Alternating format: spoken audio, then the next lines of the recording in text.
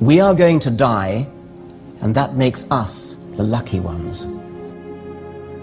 Most people are never going to die because they're never going to be born. The potential people who could have been here in my place, but who will in fact never see the light of day, outnumber the sand grains of Sahara. Certainly those unborn ghosts include greater poets than Keats, scientists greater than Newton. We know this because the set of possible people allowed by our DNA so massively outnumbers the set of actual people. In the teeth of these stupefying odds, it is you and I, in our ordinariness, that are here. We live on a planet that is all but perfect for our kind of life, not too warm and not too cold, basking in kindly sunshine, softly watered, a gently spinning green and gold harvest festival of a planet. Yes, and alas, there are deserts and slums, there is starvation and racking misery to be found. But take a look at the competition. Compared with most planets, this is paradise, and parts of Earth are still paradise by any standards.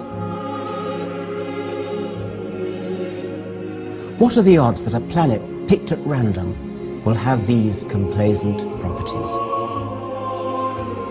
Even the most optimistic calculation will put it at less than 1 in a million.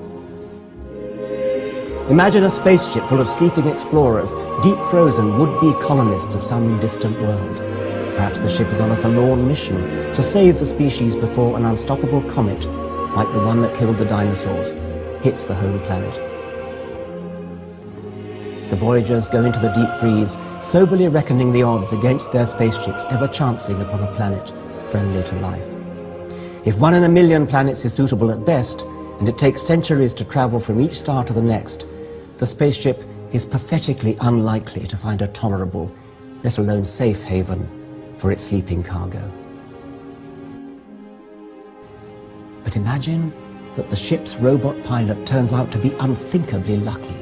After millions of years, the ship does find a planet capable of sustaining life, a planet of equable temperature, bathed in warm starshine, refreshed by oxygen and water. The passengers, Rip Van Winkles, wake stumbling into the light.